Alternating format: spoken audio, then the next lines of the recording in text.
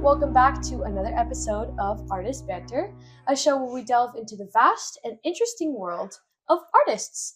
Today, we're going local. We're going Long Beach. We're going Cal State, Long Beach even, and we're interviewing a local small business that Carly Brenner owns. Would you like to introduce yourself, Carly? Hi, I'm Carly, and my small business is called Sunburnt Threads. I started off initially making crochet beanies, but it's kind of grown into more stuff, and I have some exciting things coming for the summer. But for now, it's still just hats. I'm really excited about it. Hell yeah. So, you're obviously like a student here at Cal State Long Beach. You have other interests. I want to get to know you more, and so does the audience. What do you do outside of your small business? What do you do for fun? So outside of my small business, I am really a big surfer. Never said good, but as long as you're having fun, right, it's the best. That anything outside, honestly, I mean, I guess I can't count crochet because that is part of my business. But yeah, I just really like spending time outside, hanging out with my friends. Music is a big thing. Yeah. Yeah, it kind of just depends on the day. I love that. It seems like you have very many interests. And how do you say like your enjoyment outside or your different hobbies kind of influence your business? So actually, that's kind of a good thing that you brought up, because the reason I started crocheting, or at least created the business, is because I noticed that a lot of the people I was hanging out with outside really enjoyed the burst of color, I guess, and like the different ways to express yourself that aren't normally, I don't know, for me, I guess I just found this style of crochet more towards like the outdoorsy geared people. That's not exclusively who it's for, but like seeing all the things in nature, like different colors and things, kind of inspire me. I actually have a lot of photos on my phone of things from outside. I'm like, oh, I like these colors, and I'll just kind of use it for my work. And then also beanies keep your head warm. They sure do, especially when you're out surfing after a cold day or you're out camping or whatever it is. You need a hat. Yes. Contrary to common belief, you need a hat. You really do. It's not a sunny surf bikini all the time. No, baby. No. We have weather. We have weather, and water is cold. So very cold.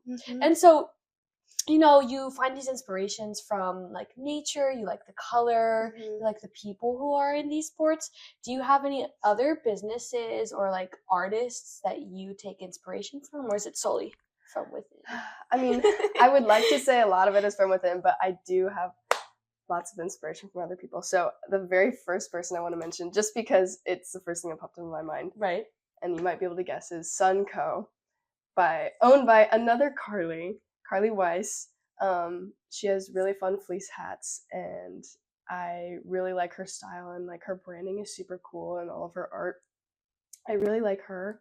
But a big company that I've liked from the very beginning, years ago, and I've been following them for forever, they're called Beaten Path. Beaten Path Co. I love their company. They stand for national parks and conservation and just exploring, going outside, and a variety of outdoor sports, and protecting the earth. We don't have a planet B, you guys. We gotta take care of mama. But they're super awesome, and their founder, Miles, I think is his name, he's super awesome, and I really like what he stands for. So those are some of the brands right off the top of my head that I really, really like. Love it. I love that it's both local and like attributing to your interests too. That's always important, supporting other artists and other small businesses. And so let's take an even closer look at, the business side of things. You are a small business, but you're also still a student. How do you advertise yourself? How do you do these, like, what these large scale businesses are doing on a smaller scale and also by yourself? So actually, it started off mostly just by people around me were like, I want one. And I was like, oh, for sure. And then I started making some of them, made some for my friends. And eventually they were like, why aren't you making this a business? And I was like, you know what? You're right. And so for the most part, when I started, it was kind of just an Instagram I launched. And from there, the people that I knew and the people around me were just full on supporting me, and that was so awesome. It was a really good feeling actually when everyone was like, oh, I'll buy one. And I don't jack up the prices too much because, I mean, most of the people buying them are college students. Right. I understand the struggle is real. Yeah, we're not exactly comfortable financially, but it's okay. I just wanted everyone to have one and feel like they were part of something. So it's been just Instagram, by word of mouth, by people passing by, actually. Sometimes in the parking lot after a surf, which is kind of funny. But I actually plan on... sorry. No, you're good. Sorry. I actually plan on selling at some farmers markets over the summer. Fun! That'll be exciting. You know, a little maker's market or something here and there. Something. We'll start local. Maybe, I don't know. I remember a little while ago we were chatting and you talked about some farmers markets up north, so I did want to check those out. That could be a lot of fun. Yeah, maybe another season, because it does take time to, make all the things. Crochet is a little bit time intensive. And I am a full-time student. However, it is something I really enjoy. So hopefully I'll be able to get into like a physical market at some point and not just online orders.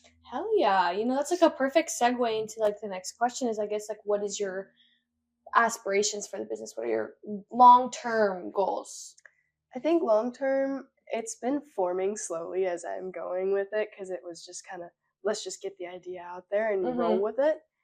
And so far, farmers markets are like kind of the top of the list, and maybe eventually one day if I have time and I'm still feeling inspired, maybe we'll get to a website someday and do online stuff.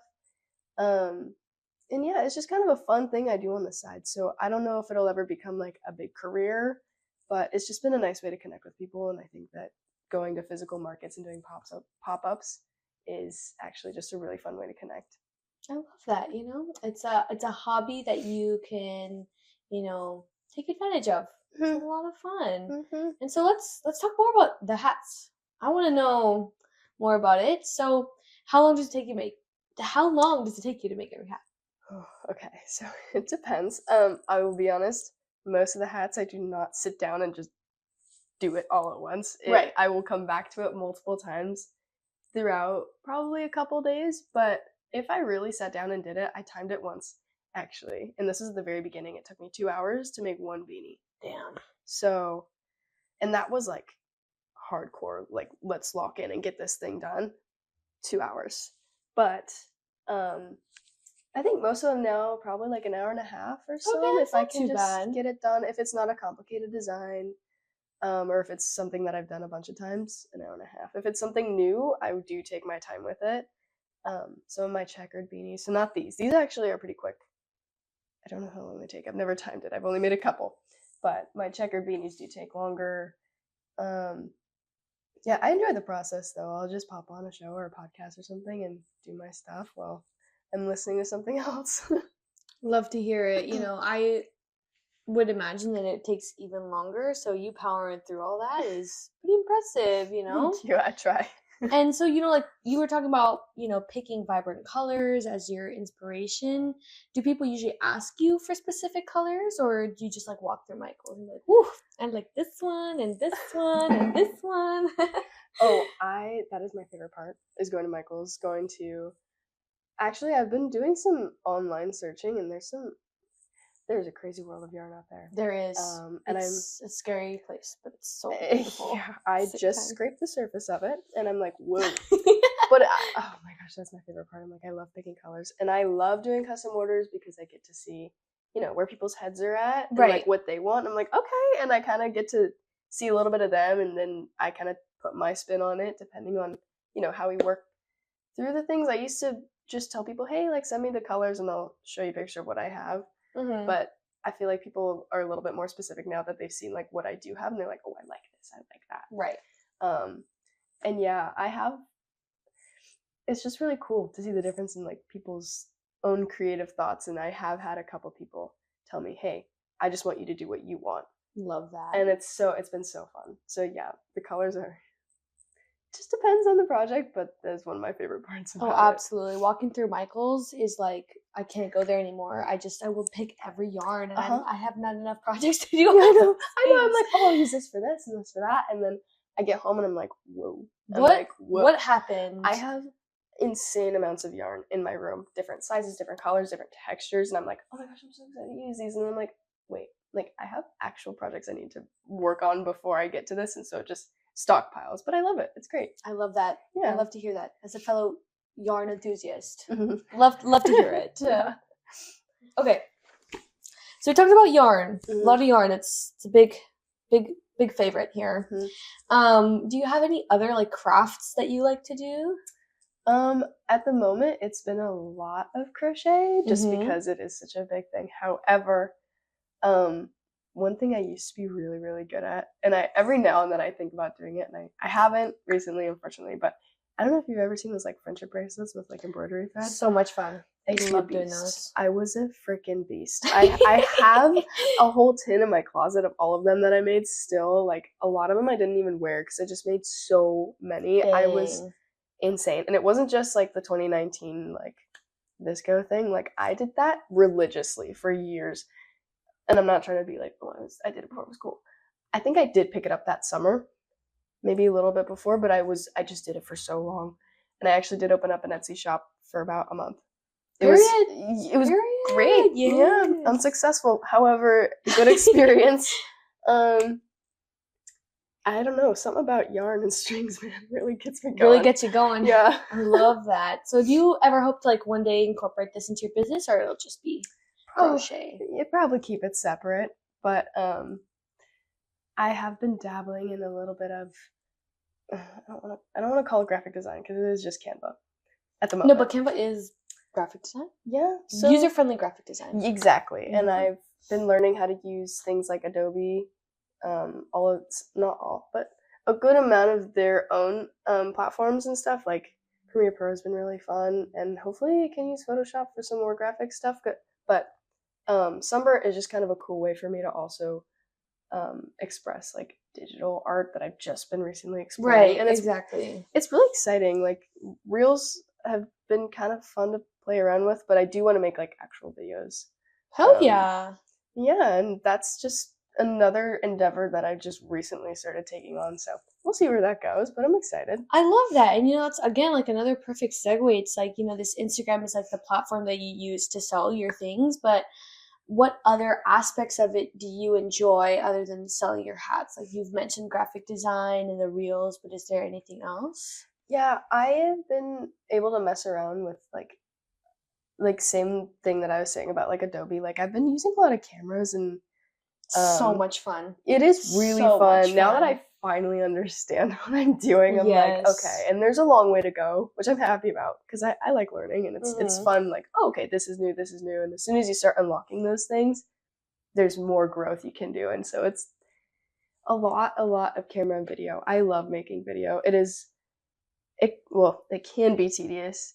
It can be a lot of work, lots of storage on the computer. However, it is so worth it. I think it's so fun. Getting like that video at the end after putting so many hours of editing, and you're like, and I did that, and it looks good. Yeah, I'm like, and I'll watch it over and over and over again.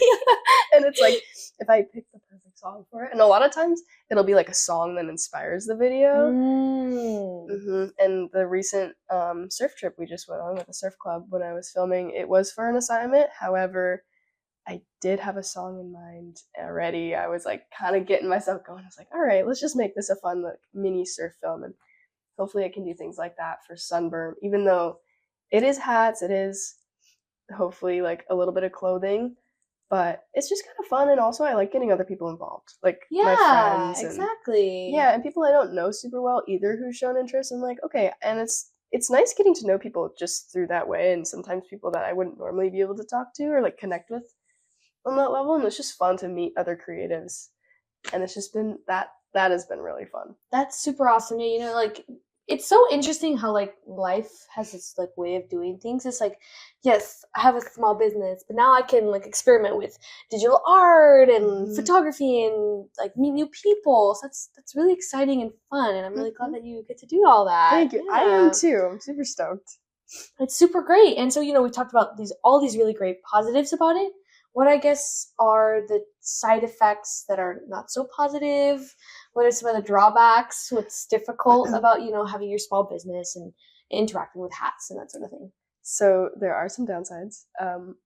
I think I mentioned this earlier, but it is time intensive. So it can take a lot of my time, and especially, you know, when you're working and you're in school full time and, you know, you're doing these extracurriculars, it can sometimes get put on the back burner. Right. And it's not my favorite because I do like to engage with it, but sometimes it's like, okay, it is becoming this extra load, and I'm like, all right, like, and it's not my main career goal, so it is just kind of like, okay, this thing on the side, sometimes I have to compartmentalize a little bit. So there's that. But also sometimes the pay, like, I've had people tell me, oh, like, increase your pay, and I'm like, or your prices, prices, yeah. And I'm like, I will. I've never been a big, like, oh, like, let me make a bunch of money off these people kind of vibe. It's more just like, here's this product, I want you to have it, I'm trying to make a little bit off of it, but, like,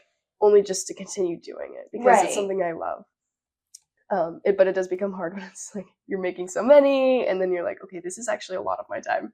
Right, and you're not making that much money. Yeah, and I'm like, maybe a tank of gas every now and then would be nice. And it's been pretty successful. So I don't know. I've been kind of teeter-tottering on, like, prices, but I never want to make it, like, over the top expensive. I've gone on Etsy and seen, like, $80 beanies, and I'm like, $80? That's ridiculous. That is crazy. Mm-hmm. I'm like, okay, but at the same time, those people, that's their career. So I'm like, okay, that's true. That makes sense. Maybe they're I don't know their stories. I don't. But for me personally, I will not be doing that because that is a lot of money for a hat. It is a lot of money for a hat. I'm like, oh, okay. Damn, like groceries, hat, I don't know. Yeah. I'm like, do I want to eat this week or do I want to have a hat? Yeah, no, that's the balance, man. Yeah, no, that's definitely tough, especially because it is like a handmade sort of thing. It's not like you're outsourcing or making the hats. So I can definitely see how that can become like a downside to having your business, you know? Yeah, I don't have coworkers, so it's just me. I do have a couple friends who have been, like, helping me a lot, and I do want to give them credit. Thank you, and I appreciate everything that you do. But when it does come to, like, making the product, it is just me. You. Yeah. Just you. Mm-hmm. Period. Well, you're doing a great job. You're doing a great job. Thank you. All right, let's go back to the hats. I'm really interested. What kind of designs do you do? You've mentioned you've done beanies, and I can see you do a checkered hat, but what other stuff do you do? Okay, so for beanies, it's been a little hard to explain this, so maybe I can clear the air a little bit here, but the beanies, there's two different ways that I make them. The very first, like, OG design, like the chunky, like, rib knit. OG. Some of us know what we're talking about, and it is, like, huge. But it's fun. It's really fun. So there's a chunky one. There's kind of a more mellowed out regular beanie. That one's really good for stripes and things. That one has been really fun to play around with. Different stripes, color blocking, like, messing with different yarns. I just recently figured out how to make it's like a cross between a beanie and a bucket hat. Like, it's thick like a beanie, but it has, like, that roll cuff. I can't really do it here, but it's like a thicker. Oh, it's really cool. Kind of hard to explain, but that one I just figured out recently with mixing different yarns. But yeah, I also do checkers on beanies, and now bucket hats. I'm working on a striped bucket hat as well. Period. Some solids. I am almost at a point where I have enough scraps to start making, like, scrap hats. Fun. Yeah, that'll be cool. That's exciting. That's gonna be I have this shoebox in my room, and I just keep all of my, like, scraps and stuff. Mess with that heavy. That I'm really, really excited for. And then also, what else do I make? So recently, I just dabbled into actual clothing. It's been a daunting world. Yes. Because the sizing, obviously. I mean, a head is very simple to size for. When you get into, like, other body dimensions, it becomes a little tougher because I'm like, okay, I actually have to pay a lot more attention. Right. However, I've been testing out, I've been making shorts, bikini tops, and hopefully some bags. Those aren't sized the same, but those are going to be fun. We will see. Hopefully we'll see those in the market. I don't think I'm going to open that up to orders until I, like, have that down, because beanies I know. You are the guru of beanies. That's exciting. You're like exploring all these different kinds of like things and different designs and colors and different items. It's exciting. It seems very creative. It seems very fun. It seems like a nice outlet, I love peaceful. that. I very much love that. Thank you. I do too. And I hope that like as I continue to do it, I just get more of my own creative style going instead of just kind of following like, the rules online. Right. Like I'm really excited to get better at it and see where this goes. Love that. I'm excited to see where it goes as well. So we've talked yarn, we've talked hats, we've talked small business, we've talked art, we've talked about a lot. But I'm really curious as to what advice you would give to somebody who is thinking about starting their own business, who's thinking about crochet, who's thinking about art, whatever it is. What's your advice? So my advice, my biggest piece of advice that applies to all of those aspects is to do what like you feel is true to you. Like be as authentic as possible because that is so important to you, to people around you, to the world. Like there's only one you. And as corny as it is, there's only one you. So use it, be yourself. People want to get to know you. And it's like it can be scary to be like putting yourself out there and being vulnerable, but that is the way you connect with people and you connect with the world and you build a community and like the people that you're actually meant to like be around because you're actually being yourself will come around. And that has been a super cool thing that I've been seeing. And I guess that kind of just applies to life as well. Yeah. But it's just kind of it's like just been this underlying thing of like, you start to learn more about yourself too. And if you just do it, and even if it's something that you don't know how to do yet, like I met a lot of people who are like, oh, I don't even know how to crochet. It's so cool. I'm like, you know what? It's not that hard. Like learn. It's fun. Like pick something up, try something new. You never know. It might be something that you've never thought about in your life, but like it just has this little inkling in the back of your mind. Just try it. Who cares? Like maybe you like it, and if you don't, then you don't. Move on to the next thing. Like, right, exactly. Follow your heart. I love that. Be unique. It's definitely a very important lesson. You're going to attract people who will enjoy your presence and hopefully enjoy their presence too. But yeah, trying new things too is super important. And I like that you mentioned like it doesn't even have to just apply to a small business or doing art. It can apply to life. You try new things and good things will come your way. Exactly. And I will speak on the business part. It does get a little tough sometimes, and that's okay. Just be okay with learning and being a little uncomfortable. And like, I've never been a big like money finances gal and all that kind of stuff. But I'm learning, and it's cool. But just don't be afraid. Don't be afraid of it. Just start it. Just do it. Just do it. Just do it. Hopefully that's not copyright, but. No, I think we'll be good. I think we'll be good. I think we'll be good. Well, yes. And, as we wrap up the interview, we're getting closer to the end. Is there anybody that you want to shout out? Any businesses, any people? I do. I want to thank, obviously, one of my best friends, Emily Honeykoff. I love you, girl. She's been my best friend since kindergarten. Wow. Yeah, we go way back. Her and I go way back. We might share DNA at this point. It's just I've known her for so long, and she's been a big help in the whole thing. She's helping me with behind the scenes and stuff, and she's just been really enthusiastic and encouraging of things, and she does help me make some decisions sometimes, and I really appreciate her help a lot. Hell yeah! And also, shout out Emily. And also in the very beginning, I do want to shout out Devin and his family. They helped me a lot with just kind of the initial push to be like, start the business. Start it. See where it goes. Who cares? And I was like, okay. And I did it. And I'm really glad that I did. So Perfect. Thank you guys. You deserve credit for that. It takes a village. It sounds like it really takes a village. It's not just you. Obviously, you're making the hats, you're doing all this stuff, but it does take friends as your support, or even side helpers, almost coworkers, almost in your business. And having those people kind of push you to do it. Yeah, and especially it feels really good knowing that they're there and supporting you and cheering you on. And even none of these people asked for money or a portion of the thing. It was purely because they wanted to support me and my ideas. And that's really, really cool. I love that. It's a good marker for the community here at Long Beach or Cal State Long Beach even, you know, when you're supporting a small business like Carly's or, you know, any that you see on campus, even the small vendors that come to campus, shout out to them. Yeah, it's you guys do the most. They do the most. Yeah. It's like you're supporting everyone who not only is like supporting you, making them, but yeah, you're just supporting art, and I think it's so beautiful. I do too. I know. Go creatives. Hold on. Pause.